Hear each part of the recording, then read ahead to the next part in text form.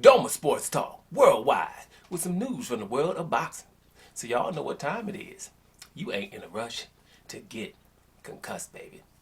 Now, very, very interesting weekend and of boxing, and it's Canelo Alvarez's nightmare scenario has played out.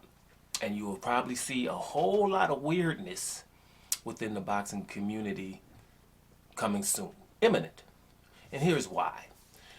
WBA regular champion, 168 pounds, regular champion is David Morrell. And David Morrell had a fight against undefeated Aidos Yerbossynuly. I like to say it's Yerbossynuly. I think his name is Yerbossynuly, right? But it's your boss, right? This guy was 16-0 with 11 KOs, got people, and a good fighter. Matter of fact, he had just beat the only fighter that David Morrell didn't knock out. I think his name was Lennox Allen, right? He stopped him. Now, David Morrell is 8-0 with 7 KOs now after dominating Aidos and stopping him in round 12 with a nice right hook and dominating him. David Morrell showed in this fight why.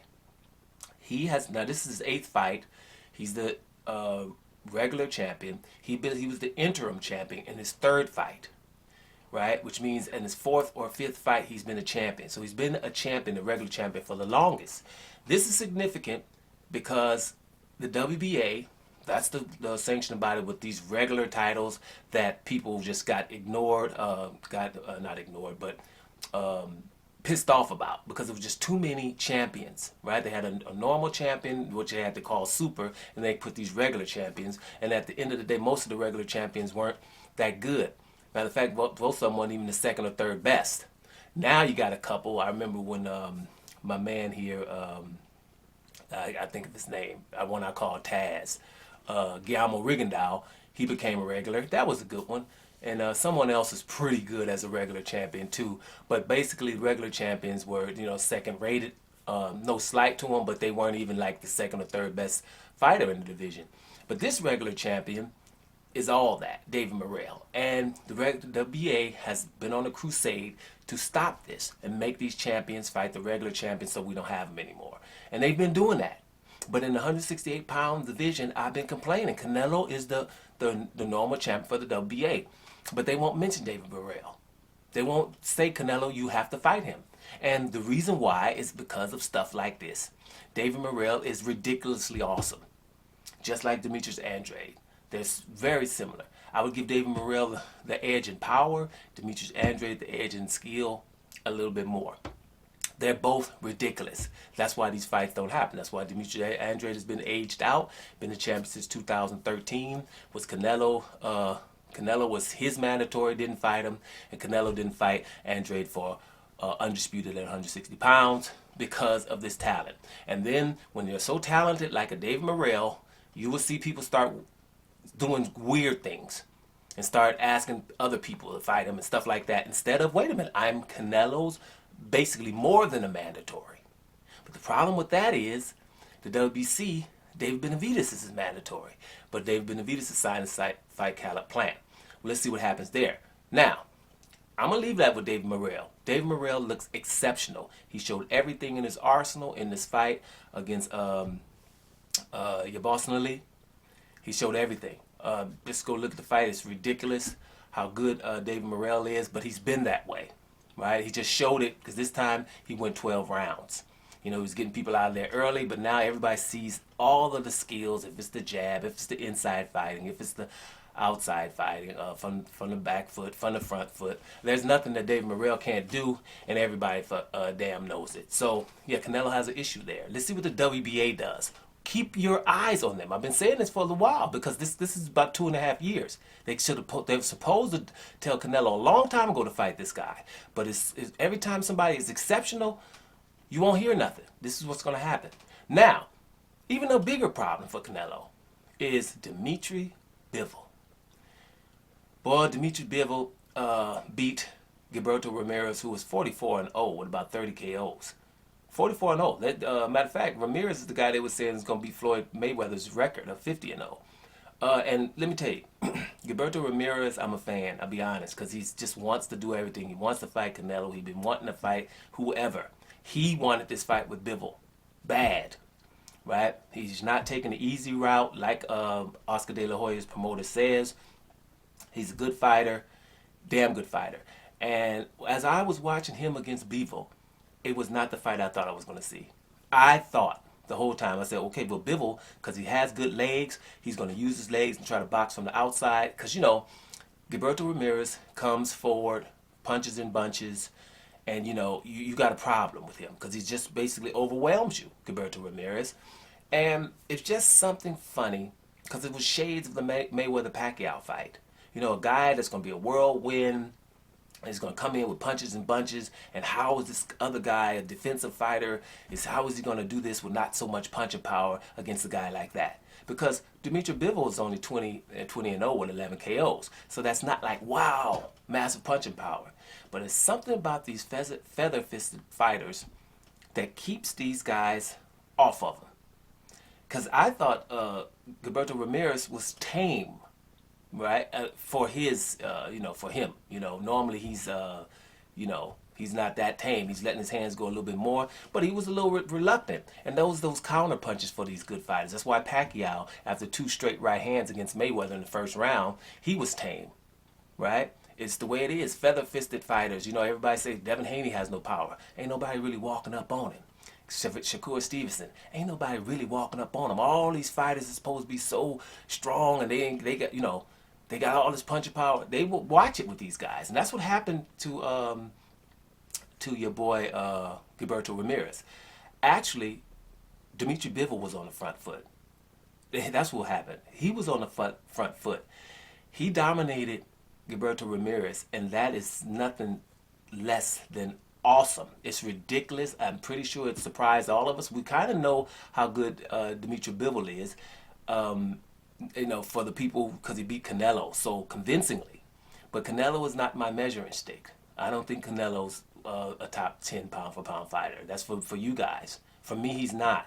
Because I don't have anybody in the top 10 who has people in their weight divisions that they won't fight. That's just not the way it is. I don't think Canelo, for example, I think Andre is better than him. I think Charlo's better than him. I think Morrell is better than him. I think David Benavidez is better than him. I know Dimitrii Bivol is better than him. Beterbiev is better than him. And I think Gilberto Ramirez beats him as well. That's 7 people I just named up top right there, right? And and Canelo's all right, but that's an in or around his weight division. And I just think that when you're talking pound for pound, there should be no one in your weight division for sure. Once you hit top 5, no one in your weight division. Right? You're supposed to be undisputed pretty much, right? And then in or around your weight division. Because we got to understand, when we talk pound for pound, it was made for Sugar Ray Robinson because he was a middleweight, and they were saying, well, if he was the same size as this and that, then he would beat him, right? So when it's because you couldn't get to the next weight because it wasn't those junior and juniors and supers in between. It was just, damn it, lightweight, welterweight, middleweight, light heavyweight, heavyweight. No stuff in between. So you had to go through a lot of weight classes. That's what that was. So we can't have a pound for pound number 1 who won't fight somebody directly in the same weight division, let alone one under or one up. And that's what Canelo the whole time. He never fought Charlo. He's never fought either Charlo, by the way, at 154, 160, not Andre. And right now he's doing everything not to fight Benavidez.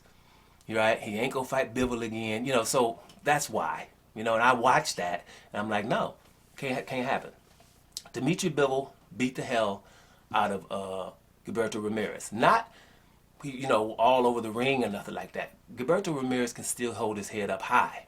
But he was the bigger guy, and he got beat. So when you're looking forward, who the hell is Canelo gonna fight?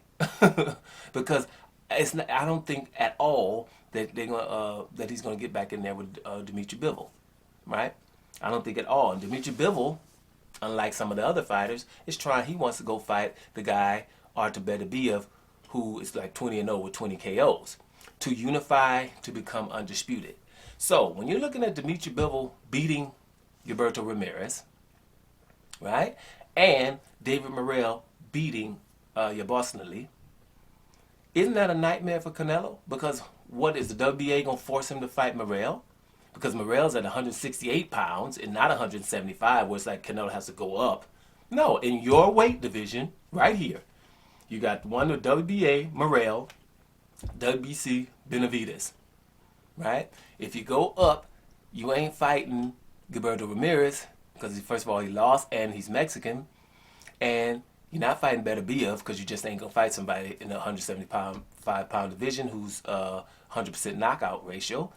And Dimitrii Bivol has showed everyone right now that it's no accident. Dimitrii Bivol is like this. I'm going to say this. If you have Errol Spence Jr. in your top 5 pound for pound, which I don't, and I've just told you the reason why. Errol Spence Jr. is incredible. But I've seen him always, in every fight, he's the bigger fighter. I need to see Errol Spence Jr. in a fight where he's not the bigger fighter and he has to figure something out, like I've seen in Terrence Crawford. That's why I got Terrence Crawford slightly favored against Errol Spence. We've seen Crawford in his last 8 fights. He's smaller. You see what I'm saying? And he has to figure stuff out. If it's Jeff Horn, if it's Jose Benavidez, if it's Mean Machine, if it's Kell Brook, they were all welterweights. Actually, even Amir Khan is bigger than him, right? So that's different, and that's the reason. And Errol Spence has been in one weight division, and that's the same thing with Dimitrii Bivol. Even though we know he's awesome, he's taking care of everybody except for Artur Beterbiev, but is still in one division. But with him, we can say he's not been the bigger fighter in every fight. So if Errol Spence is in your top 5, then Dimitrii Bivol is in your top 5. For me, I would have Dimitrii Bivol right on the outskirts of it, like 6 or number 5 or something like that, because the dude is phenomenal now, and I think we all can agree on that. That was a phenomenal performance to see him in the pocket. Now, let's make sure this is clear. Dimitrii Bivol has great legs. He could have used them. Didn't use them legs and still won. Now, I remember Sugar, see, I don't know if y'all old enough, but I remember Sugar Ray Leonard fought Roberto Duran, the first fight, right? And Sugar Ray, everybody's talking this, you know, hands of stone and stuff from Roberto Duran. And Sugar Ray stood in the pocket and lost that fight, standing in the pocket. He didn't have to. Sugar Ray showed in the next fight, I can fight like to my talents, and this is a mismatch. And he made Roberto Duran quit, right? But he was trying to prove, and I think Sugar Ray did prove on that night. He stood in the pocket with Roberto Duran. He lost, but I thought barely. I thought he was in the fight, but you know, things that, whatever. I ain't gonna get into that. But people seem to forget Sugar Ray was in that fight, but he didn't have to do it. And this is what your boy Dimitrii Bivol. He did not have to stand in the pocket, but he did. Most of the fight was on the front foot and beat Gilberto Ramirez. That is amazing, people. And that's scary for Canelo Alvarez.